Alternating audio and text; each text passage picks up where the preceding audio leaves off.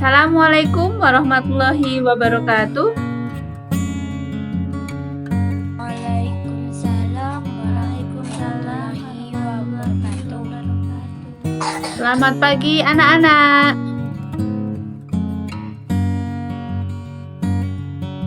Selamat pagi. Alhamdulillah. Ya, sebelum pembelajaran kita mulai, sekarang silahkan kita berdoa terlebih dahulu. Untuk Sekar silahkan dipimpin untuk berdoa. Teman-teman semua, untuk memulai pembelajaran pada kali ini, mari kita awali dengan bacaan Bismillah. Bismillahirrahmanirrahim. Bismillahirrahmanirrahim. Bagaimana kabarnya hari ini anak-anak? Baik, Bu. Alhamdulillah. Baik ya anak-anak, alhamdulillah sekali. Nah, untuk pada masa pandemi ini jangan lupa untuk selalu menerapkan protokol kesehatan, jaga jarak, menggunakan masker, dan menghindari kerumunan. Untuk hari ini alhamdulillah sudah hadir semua.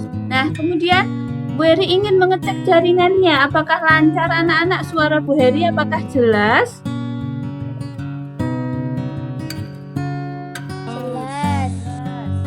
Jelas, alhamdulillah. Untuk aturan pada pembelajaran kita, kalian harus selalu aktif dalam pembelajaran, yaitu harus selalu aktif dalam kegiatan Google Meet maupun dalam kegiatan diskusi di grup WA. Nah, sekarang coba perhatikan, Bu Heri bawa apa ini?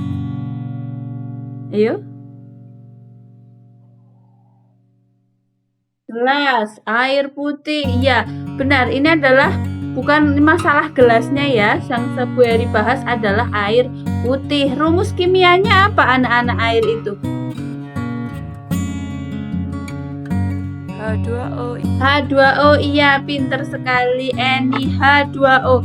H2O itu termasuk dalam ikatan kovalen atau tidak? Iya. Iya, ini adalah kimia dalam kehidupan kita sehari-hari. Nah, sekarang perhatikan, Bu Heri bawa apa ini lagi? Sendok. Sendok. Terbuat dari apa sendok ini? Logam atau bukan? Logam. Logam. Dari logam. Apa ini anak-anak? Kalian suka sekali sama ini. Apa ini? Iya, uang koin. Logam atau bukan? Logam. Logam. Logam. Bahwa kimia itu tidak lepas dari kehidupan kita sehari-hari. Jadi jangan pernah berpikir bahwa kimia itu sulit, kimia itu menyeramkan, kimia itu tidak nyata, itu tidak. Jadi kalian harus belajar kimia dengan lebih bersemangat, bahwa kimia itu tidak abstrak, kimia itu kita hadapi dalam kehidupan kita sehari-hari. Seperti tadi air putih, ada uang logam. Nah, akan kita pelajari pada hari ini, yaitu kita akan mempelajari tentang topik mengenai ikatan kovalen polar dan nonpolar serta ikatan logam. Sekarang coba ingat lagi, apa itu ikatan kovalen? Silahkan Latifah. Ikatan kovalen adalah ikatan yang terjadi karena pemakaian pasangan elektron bersama-sama. Iya, betul sekali bahwa adanya pemakaian elektron bersama-sama. Pintar, terima kasih. Selanjutnya, sekarang siapa yang masih ingat tentang keelektronegatifan? Ayo. Silahkan Yani. Videonya mungkin bisa diaktifkan. Keelektronegatifan adalah kecenderungan suatu unsur untuk menarik elektron sehingga bermuatan negatif. Iya, betul sekali. Terima kasih Yani. Alhamdulillah, berarti kalian tidak melupakan tentang materi-materi yang sebelumnya kita sudah pelajari. Tujuan pembelajaran kita hari ini yaitu peserta didik dapat menganalisis kepolaran beberapa senyawa kovalen berdasarkan perbedaan keelektronegatifan, juga berdasarkan bentuk molekul dengan tepat. Peserta didik dapat menyimpulkan sifat fisik senyawa kovalen polar dan non-polar dengan baik. Peserta didik dapat menganalisis proses terbentuknya ikatan logam dengan tepat. Peserta didik dapat menyimpulkan sifat fisik logam dengan baik. Peserta didik dapat merancang, melakukan percobaan, serta mengkomunikasikan hasil percobaan untuk menunjukkan karakteristik senyawa kovalen polar dan non-polar menggunakan bahan-bahan yang ada di lingkungan sekitar dengan baik. Kemudian untuk penilaian hari ini kalian akan ada 3 penilaian, yaitu penilaian pengetahuan, yaitu melalui tes pretest dan post-test yang akan kalian lakukan setelah pada akhir pembelajaran. Pretest sudah kalian lakukan tadi. Kemudian penilaian keterampilan pada tugas terstruktur. Kemudian penilaian sikap yaitu pada proses pembelajaran. Kegiatan kita hari ini yaitu kita akan berdiskusi melalui 2 forum, yaitu secara sinkron, yaitu melalui Google Meet, dan yang kedua adalah kalian diskusi melalui grup WA. Jelas anak-anak untuk proses pembelajarannya? Jelas Bu, jelas. Alhamdulillah. Nah, sekarang coba kita perhatikan video stimulasinya mengenai ikatan kovalen polar, ikatan kovalen nonpolar, dan ikatan logam.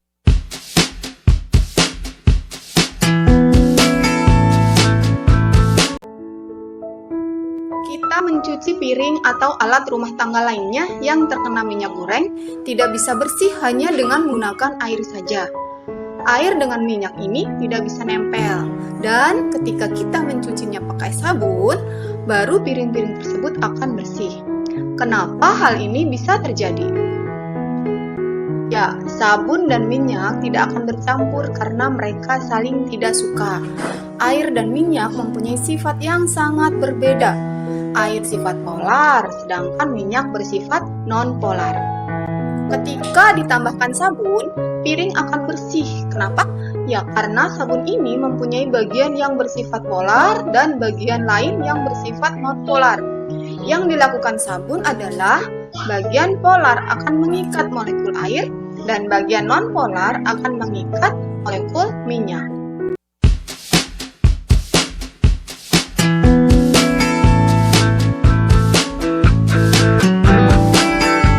Teman-teman pernah melihat logam, dan juga ini sangat dekat dengan kehidupan kita. Besi, aluminium, tembaga, kemudian perak itu merupakan contoh dari logam. Nah, berikut ini adalah beberapa contoh gambar dari logam. Yang pertama adalah logam magnesium.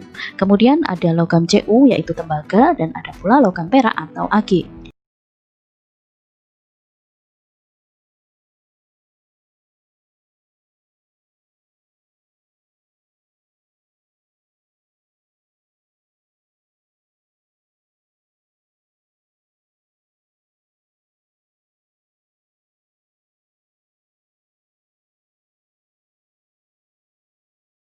Nah, setelah kalian menyaksikan video tentang stimulasi tadi, coba sekarang kalian ungkapkan pendapat kalian, gagasannya, atau rumusan masalah dari video tersebut.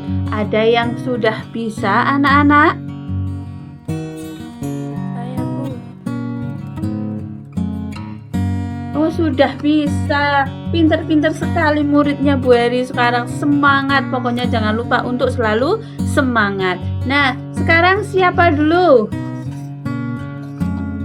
Yang dari tadi belum keluar suaranya ya. Coba, apakah Muti? Sudah bisa Muti? Halo, Muti? Iya Bu. Oh, coba Muti silahkan.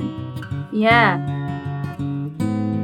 Layarnya bisa diaktifkan, videonya.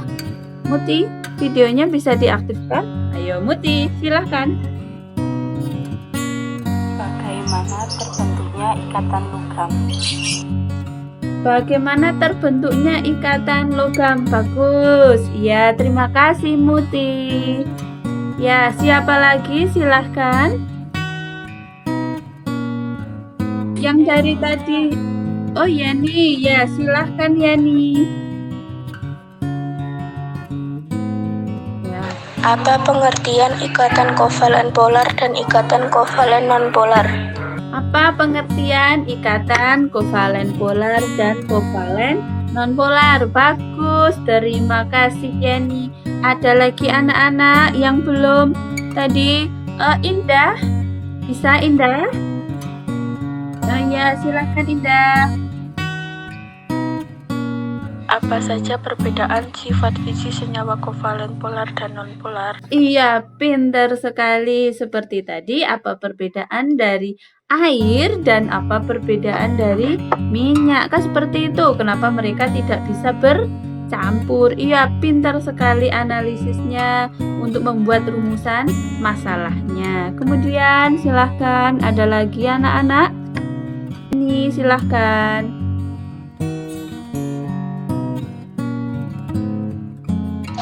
Apa saja sifat fisik dari logam? Apa saja sifat fisik dari logam? Iya, pintar sekali. Alhamdulillah semuanya dapat mengungkapkan rumusan masalahnya. Nah, Bu Eri luruskan bahwa rumusan masalahnya berdasarkan yang kalian paparkan. Itu apa pengertian dari ikatan kovalen polar dan non-polar?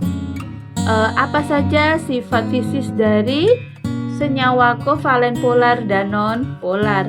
Bagaimana terbentuknya ikatan logam? Apa saja sifat fisik dari logam? Terima kasih ya anak-anak. Silahkan kalian tulis dalam LKPD. Seperti itu ya. Yang belum download LKPD silahkan untuk download terlebih dahulu. Sudah download LKPD sama handout anak-anak? Sudah, bagus. Memang kelas ini paling bersemangat, paling bagus. Kemudian, nah setelah kalian merumuskan masalah, mari kita lihat video yang tentang materi ikatan kovalen polar, ikatan kovalen nonpolar, dan ikatan logam. Selamat menyaksikan.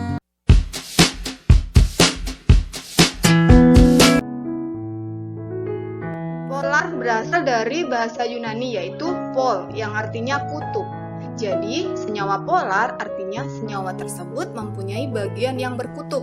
Ada bagian positif dan ada bagian negatif.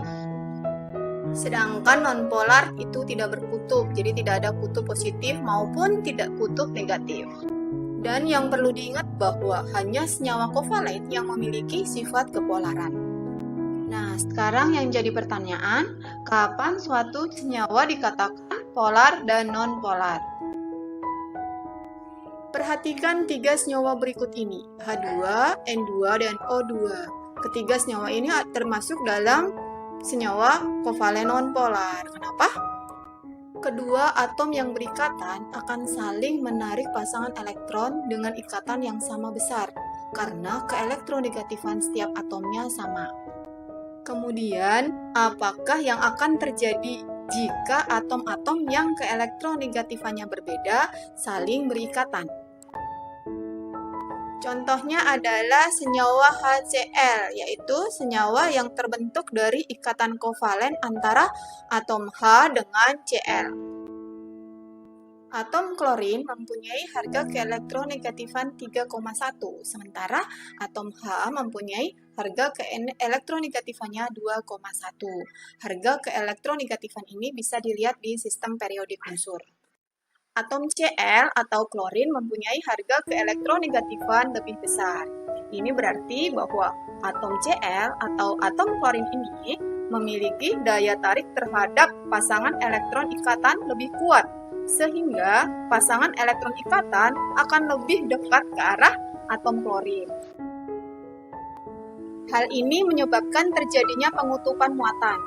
Pasangan elektron ikatan akan lebih dekat ke arah atom klorin dibandingkan ke arah atom hidrogen.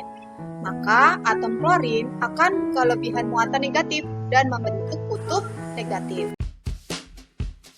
Unsur logam cenderung melepas elektron untuk mencapai kestabilan sehingga menghasilkan kation-kation logam. Nah, kation-kation logam dan elektron akan membentuk kisi kristal. Menurut teori lautan elektron, kristal logam tersusun atas kation-kation logam yang tidak bergerak dan dikelilingi oleh lautan elektron valensi yang bergerak bebas dalam kisi kristal. Nah, ikatan yang terjadi antara kation-kation logam dan elektron inilah yang disebut dengan ikatan logam. Setelah kalian menyaksikan video tersebut, mari kita akan pindah ke diskusi di grup WA. Nah, di grup WA Bu Heri sudah bagi menjadi 3 kelompok masing-masing.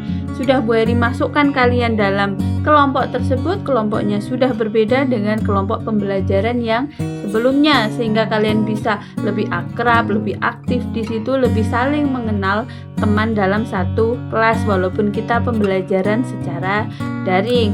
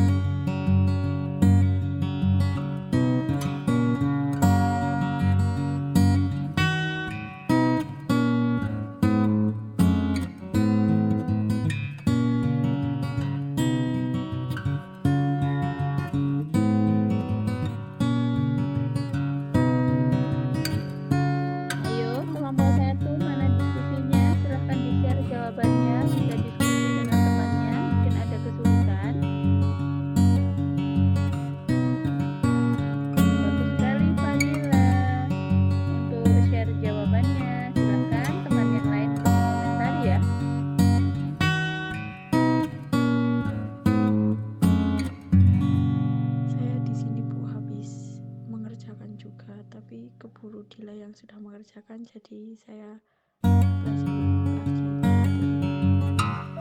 Bisa dicari jawabannya Indah, mungkin beda dengan jawabannya Fadila.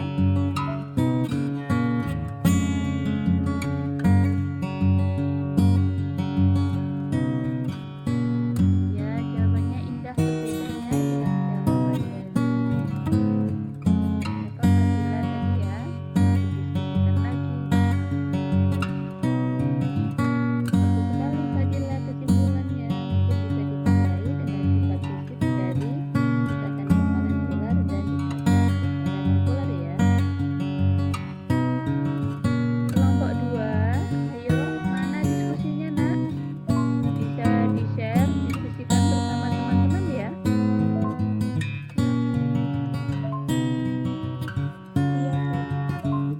Ayo semangat diskusinya, silahkan share. Buat yang lain ada yang sudah selesai semua mengerjakan alfabet ini.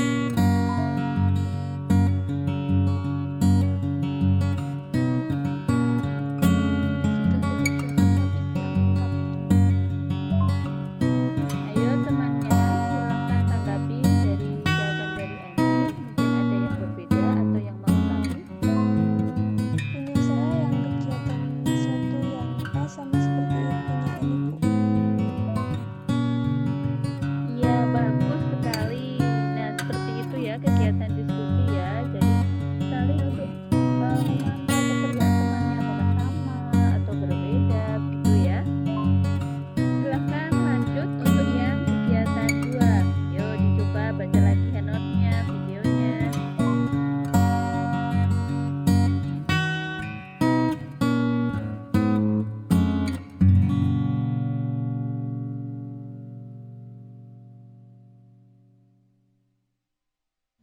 Iya, bagus sekali teman-teman. Bagus sekali jawabannya anak-anak. Silahkan didiskusikan ya, apakah jawabannya sama atau ada yang berbeda. Ayo teman-teman, masih ada yang berbeda tidak dari jawaban yang punya Mundi sama punya saya.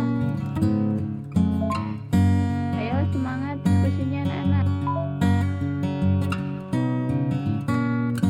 Ayo, ada yang berbeda tidak dengan jawaban Latifah mengenai ikatan logam? Punya saya sama seperti Latifah, Bu. Wah, bagus. Berarti kalian sudah bisa untuk mempelajari mengenai ikatan logam. Ayo silahkan untuk membuat kesimpulannya ya anak-anak ya. Iya, siap, Bu. Yang ini kesimpulan menurut saya. Bagaimana dari teman-teman yang lain? Apakah berbeda? Bagus Latifah untuk kesimpulannya. Tolong dilengkapi untuk yang sifat fisis dari kovalen polar dan nonpolar ya. Ya, Bu. Assalamualaikum warahmatullahi wabarakatuh. Waalaikumsalam warahmatullahi wabarakatuh. Si anak-anak sudah bergabung di pertemuan yang sesi kedua di Google Meet ini, di mana kalian akan presentasi mengenai hasil kegiatan diskusi kalian. Nah, untuk presentasi untuk kegiatan 1 yaitu mengenai ikatan kovalen polar dan nonpolar, silahkan untuk yang A yaitu mengenai keelektronegatifan dari ikatan kovalen polar dan nonpolar. Silahkan untuk Sekar bisa untuk melakukan presentasi, silahkan. Kegiatan 1 tentang ikatan kovalen polar dan nonpolar. Yang A, nomor 1, nyatakan apakah ikatan kovalen berikut polar atau nonpolar? Jelaskan. Bila polar, tentukan dipol positif dan dipol negatifnya. A, antara N dengan H, B, antara C dengan H. Untuk yang A, antara N dengan H, N dengan keelektronegatifan 3,0 dan H dengan keelektronegatifan 2,1 menjadi 0,9. Ini bisa disebut dengan ikatan kovalen polar. Untuk dipol negatifnya yaitu N dengan keelektronegatifan 3,0 dan dipol positifnya yaitu H dengan keelektronegatifan 2,1. Kemudian yang kedua yaitu tentang ikatan kovalen polar dan nonpolar berdasarkan bentuk molekul dan momen dipolnya. Silahkan, ada yang bisa untuk presentasi, silahkan. Perhatikan data bentuk molekul dan momen dipol dari beberapa unsur. Soal yang pertama yaitu prediksi molekul mana saja yang termasuk dalam ikatan kovalen polar, berikan alasannya. Jawabannya yaitu molekul yang termasuk dalam ikatan kovalen polar yaitu H2O, NH3SO2, COCl2, dan CH3Cl. Alasannya karena berbentuk tidak simetris dan mempunyai momen dipol atau tersusun dari dua atom dengan keelektronegatifan yang berbeda. Nomor 2 yaitu prediksi molekul mana saja yang termasuk dalam ikatan kovalen nonpolar, berikan alasannya.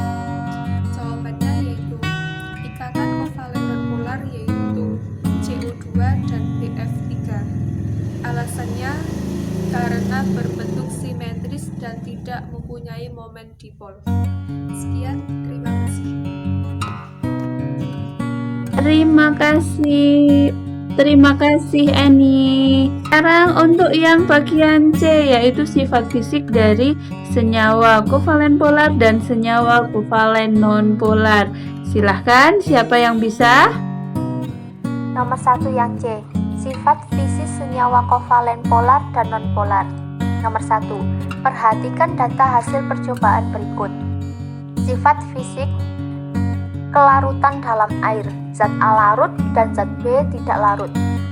Sifat fisik titik leleh dan titik didih, zat A rendah dan zat B rendah. Daya hantar listrik larutannya, zat A dapat menghantarkan listrik dan zat B tidak menghantarkan listrik. Berdasarkan data hasil percobaan di atas, tentukan manakah yang merupakan senyawa kovalen polar dan senyawa kovalen nonpolar.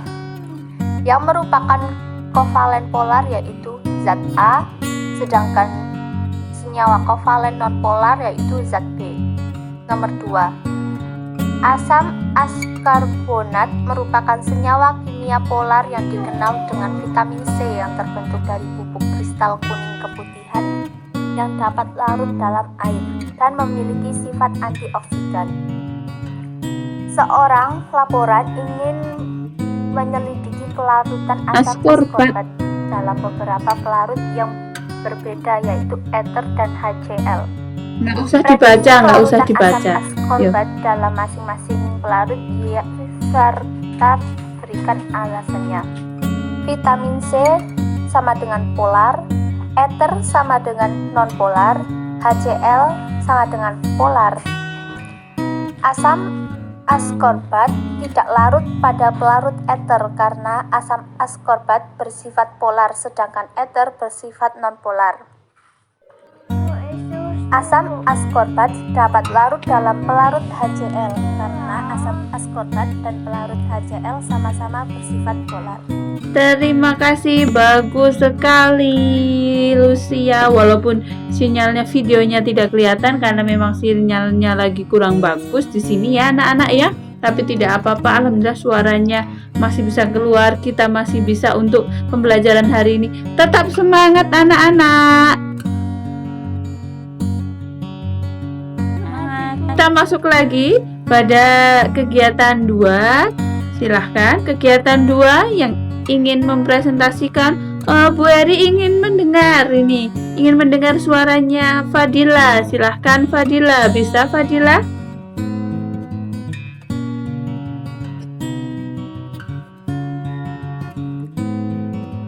Tembaga mempunyai sifat mudah melepas panas dan mudah menyerap panas sehingga cocok digunakan sebagai kabel listrik.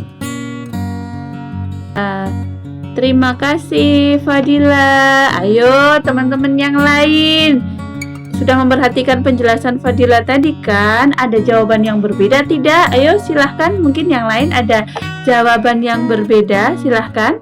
Silahkan Indah, paparkan perbedaannya di mana jawabannya, silahkan. PLN memilih logam tembaga dalam pengadaan jaringan listrik di negara kita karena logam tembaga sangat bagus untuk pengantar listrik atau sebagai konduktor listrik. Sangat bagus karena sebagai konduktor listrik gitu ya. Tapi bagaimana prosesnya sehingga tembaga atau logam bisa menghantarkan listrik? Coba ada yang lain yang bisa menjelaskan? Dengan adanya elektron valensi yang dapat bergerak bebas dan berpindah-pindah dalam logam. Oh iya, terima kasih jawabannya Latifah. Juga jawaban dari Sekar, bagus sekali, good job. Jadi kita diskusi di sini, saling kita mengungkapkan pendapat kita masing-masing, walaupun berbeda tidak apa-apa. Kemudian yang kedua, nomor 2, silahkan. Beri ingin mendengar suara Latifah. Masih ada Latifah? Masih standby? Masih. Oh iya, silahkan bisa menjawab nomor 2. Jika logam menyerap panas, elektron valensi logam akan bergerak lebih cepat dan kalor dapat didistribusikan ke seluruh kristal logam. Terima kasih tadi Latifah ya sudah menjelaskan kenapa kok panci bisa mengantarkan panas, bisa kita gunakan sebagai alat untuk memasak. Terima kasih ya. Kemudian untuk yang terakhir, yang ketiga, silahkan. Ya, silahkan. Jika cahaya tambak atau visible jatuh pada permukaan logam, sebagian elektron valensi logam akan tereksitasi dan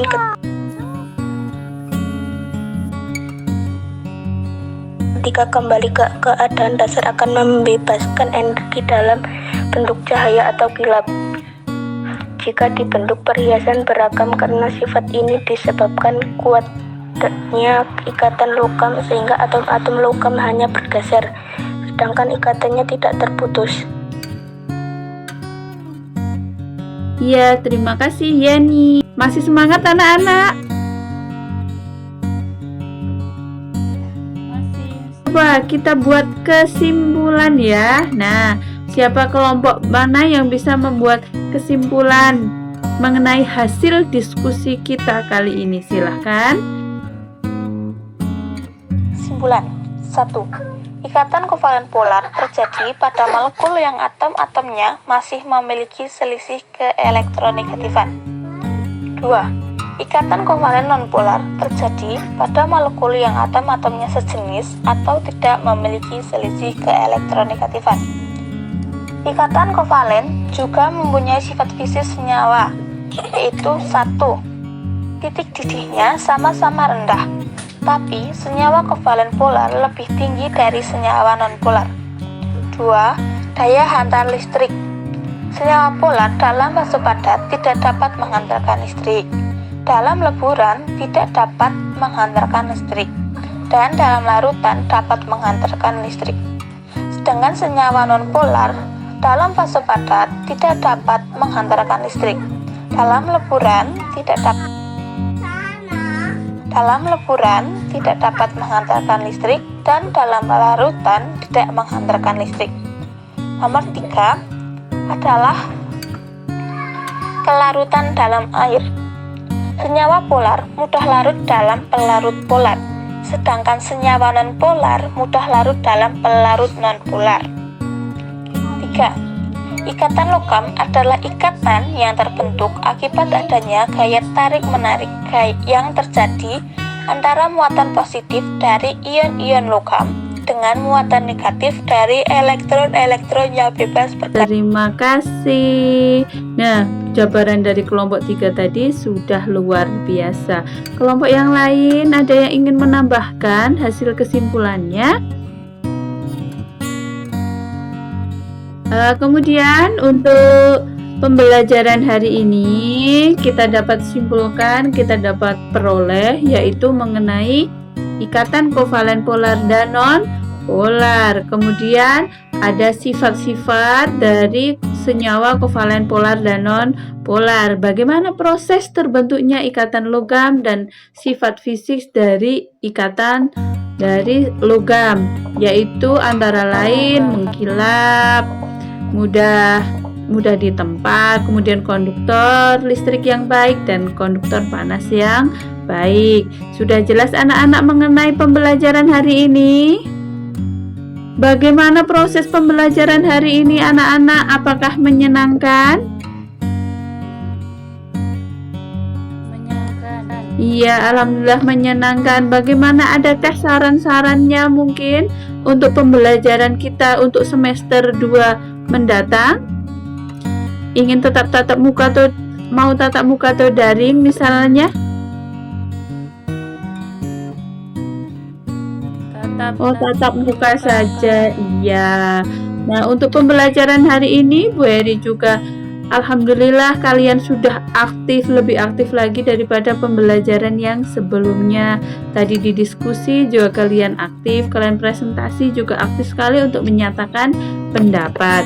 Kemudian jangan lupa untuk mengerjakan tugas terstrukturnya yang sudah Bu Heri upload di Google Classroom ya.